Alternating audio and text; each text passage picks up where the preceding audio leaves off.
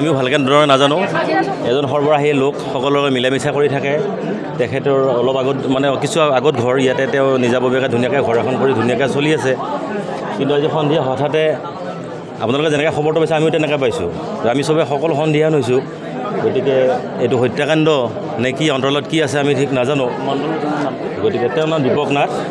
গতিকে আপোনালোকৰ জৰিয়তে যাতে এইটো আমাৰ এটা পুলিচ প্ৰশাসনে এটা উচিত বিচাৰ কৰে বা আচল তদন্ত এটা কৰে সেইটো আমি বিচাৰিছোঁ কিন্তু আমি এই মুহূৰ্তত আপোনালোকক ক'ব লাগিলে আমি আচলতে আমাৰ গাঁওবাসীয়ে মানে আমি এইটো জাষ্ট আমি তেওঁলোকক এই মৃত অৱস্থাত পাইছোঁ কিন্তু কোনো ধৰণৰ সন্দেহজনক কথা বা আগতে কোনো ধৰণৰ তেওঁৰ বেলেগ কিবা লিপ্ত তেনেধৰণৰ কথা নহয় এতিয়া আমি ঠিক ভিতৰলৈ যোৱা নাই যদিও আমি শুনিছোঁ মানে তাত মানে বাকী যি দুজন পৰি আছে তেওঁলোকৰ তাৰমানে অলপ ডাইৰেক্ট হপিওৱা এটা হেৰি আছে প্লাছ এখেতৰ তেনেকুৱা গাত তেনেধৰণৰ চিন নাই অলপ মুখত কিবা তেজৰ চেকুৰা কিছু লাগি আছে গতিকে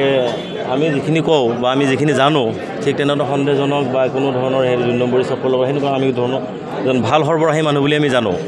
কিন্তু কেনেদৰে কি অন্তৰালত কি কথা হৈ গ'ল এইটো আচলতে আমিও সন্দিহান গতিকে আপোনালোকক এইটো অনুৰোধ জনাইছোঁ আপোনালোকে এই বাতৰিটোৰ জৰিয়তে যাতে এই মানে নিৰপৰাধী বা এই পৰিয়ালটোৰ এটা উচিত তদন্ত পায় তাৰ কাৰণে আপোনালোকে অলপ উদ্ধৰণ কৰ্তৃপক্ষক নিশ্চয় বজাব যাতে আমি গধূলি চকত আছিলোঁ চকত থাকোঁতে মানে তেখেতসকলৰ ভতিজাটো মানে আমাৰ ওচৰতে আছিলে থকা তাৰপিছত তেখেতে ক'লে যে ঘৰত কিবা এটা হৈছে আহি দেখিছোঁ মৃতদেহটো ইয়াত পৰি আছে 2জন ভিতৰত পৰি আছে সেইখিনিয়ে দেখিছোঁ 3জন ঢুকাইছে অলৰেডি এওঁৰ নাম দীপক নাথ তাৰপিছত ল'ৰাজন পঢ়ি আছিল চিপাঝাৰ হায়াৰ ছেকেণ্ডাৰীত তাৰপিছত মাক ঢুকাইছে সেনে সেইখিনিয়ে দেখিছোঁ আৰু পুত্ৰ তেখেত মণ্ডল কৰে হয় তেখেত কমলপুৰত কৰিছিলে কি কয় এই ঘটনাটো কোনে কৰা বুলি এতিয়া আমি সেনেকৈ নাজানিম বা ক'ব নোৱাৰিম এই অকণমান আগতে গম পাইছোঁ আমি সন্ধিয়া আৰু দেখা কোনে পাইছে নাজানো সেইটো নাজানিম এতিয়া 3জনক কাটিছে 3জন ডেড হৈছে মানে ভিতৰত 2জন এজন বাহিৰত 3জনে